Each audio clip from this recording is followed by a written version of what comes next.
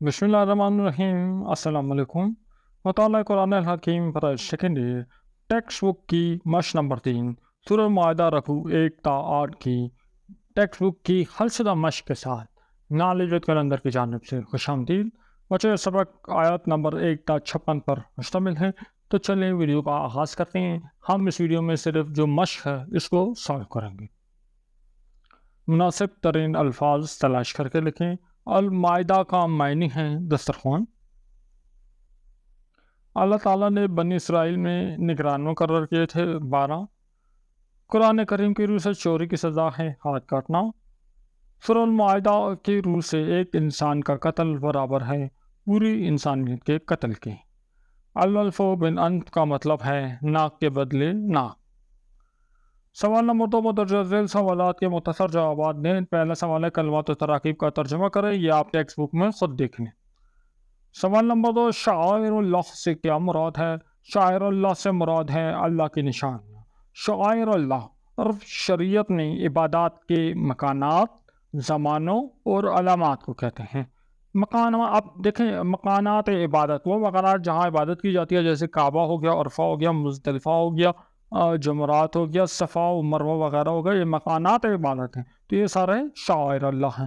پھر زمانے، اب وہ اوقات جس میں عبادت کی جاتی ہے، جیسے رمضان ہو گیا، آج ہو گیا، عیدین ہو گئی، جمعہ ہو گیا، یہ بھی شعائر اللہ ہیں۔ اور پھر علامات، جیسے اذان ہو گیا، اقامت ہو گیا، نماز باجماعت ہو گیا، یہ سب بھی شعائر اللہ کہتے ہیں، یعنی یہ اللہ کی نشانیاں ہیں، ان کے ذریعے اللہ کو یاد کیا جاتا ہے۔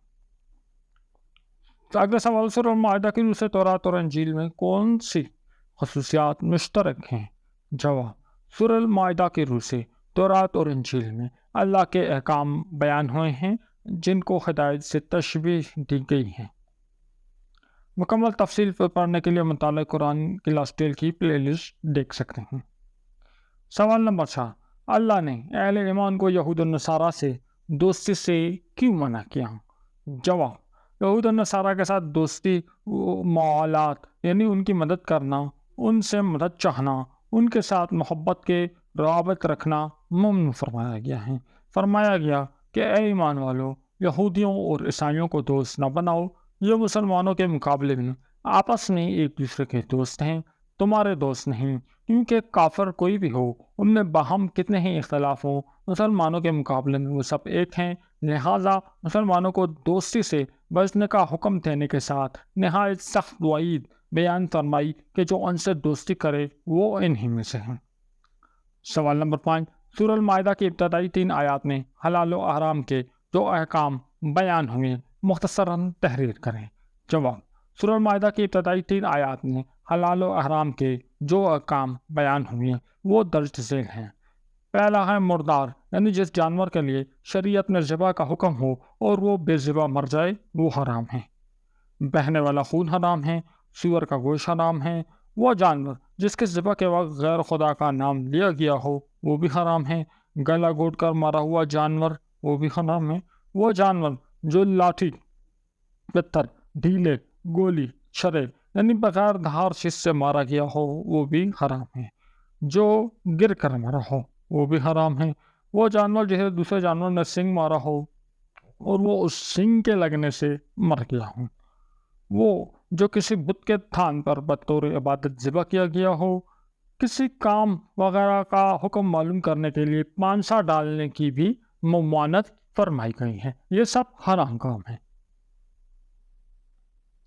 سورہ المائدہ کی وجہ تسمیہ تحریر کریں۔ جواب، مائدہ کے معنی غذائے دسترخوان کے ہیں۔ اس صورت میں حضرت عیسیٰ علیہ السلام کے حواریوں کی درخواست پر آسمان سے مائدہ اترنے کے واقعے کا ذکر کیا گیا ہے، اس مناسبت سے اس کا نام مائدہ رکھا گیا ہے۔ سوال نمبر 7، بنی اسرائیل نے جب جہاد سے انکار کیا تو اللہ تعالیٰ کی طرف سے انہیں کیا سزا ملی؟ جواب، حضرت موسیٰ علیہ السلام کے حکم پر عمل نہ کرنے کی سزا بنی اسرائیل کو یہ ملی کہ ان پر مقدس سرزمین 40 سال تک کے لیے حرام کر دی گئی، یعنی بنی اسرائیل اب مقدس سرزمین میں داخل نہ ہو سکیں گے۔ 40 سال یہ سیرہ سینا میں بھٹکتے رہے، صبح جس مقام سے چلتے تھے شام کو واپس اسی مقام پہ پہنچ جاتے تھے۔ सवाल नंबर 8, क्या तौबा महज ज़ुबानी और लफ्ज़ी तौर पर काफ़ी है? यानी ज़ुबान से अल्फाज अदा कर दिए तौबा के तो क्या तौबा हो गई? तो तौबा महज ज़ुबानी और लफ्ज़ी तौर पर काफ़ी नहीं। सच्ची तौबा तो वो है जिसका असर तौबा करने वाले के आमाल में ज़ाहिर हो, उसकी ज़िंदगी ताअतों और इबादतों से मामूर हो जाए, वो गुनाहों से मुज्तनिब यानी बचता रहे। ये हकीकी सच्ची तौबा होती है।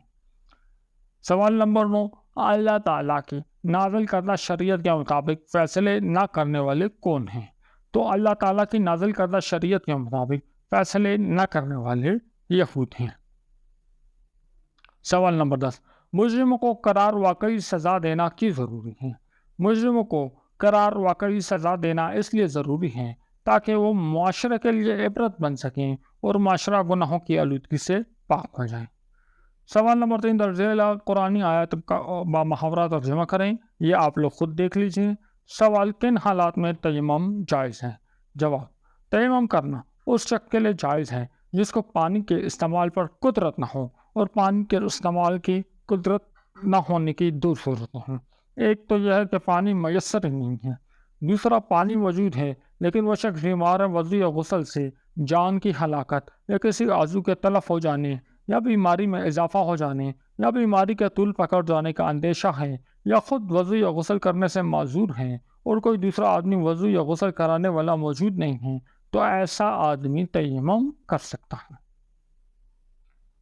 सवाल, नेकी और बदी के कामों में एक दूसरे की मदद करना कैसा है? जवाब, नेकी के कामों में एक दूसरे की मदद करने और गुनाह के कामों में मदद न करने का हुक्म है। अपनी और दूसरों की हालत सुधारने की कोशिश करना, नेकी की दावत देना, बुराई से मना करना, मुल्क और मिल्लत के इज्तमाई मफादात में एक दूसरे से ताउन करना, सोशल वर्क और समाजी खदमात सब इसमें दाखिल है। गुनाह और जुल्म में किसी की भी मदद ना करने का हुक्म है। किसी का हक मारने में दूसरों से ताउन करना, रिश्वतें लेकर फैसले बदल देना, झूठी गवाहियाँ देना, बिला वजह किसी मुसलमान को फंसा देना, जालिम का इसके जुल्म में साथ देना, हराम और नाजायज़ कारोबार करने वाली कंपनियों में किसी भी तरह शरीक होना, बदी के अड्डों में नौकरी करना, ये सब एक तरह से बुराई के साथ ताउन और नाजायज़ है। सवाल, हसद के नुकसानात बयान करें। तो हसद इंसानों के लिए काफ़ी नुकसानात होते हैं। यहाँ कुछ अहम नुकसानात का जिक्र करते हैं। दिल की परेशानियाँ, हसद करने से दिल की परेशानियाँ बढ़ जाती हैं। इंसान दूसरों की कामयाबी, खुशी या मालो दौलत देखकर अपनी हालत से नाखुश होते हैं। उनके दिल में कीना और हसद पैदा होता है। रूहानी और दीनी नुकसान, तो हसद एक रूहानी बीमारी है जो इंसान के अंदर ज़ाहिर होती है। यह इंसान को अखलाकी तौर पर बेईमान बनाती है और उसकी दीनी और रूहानी तरक्की को रोकती है। दोस्ती और रिश्तेदारी का नुकसान, हसद की बना पर इंसान दोस्तों या रिश्तेदारों के साथ जलन और बग़ज़ पैदा करता है। ये दोस्तियों और रिश्तेदारियों को नुकसान पहुंचाता है। ऐसी सूरत में दोस्तियां और रिश्तेदारियां तबाह हो जाती हैं।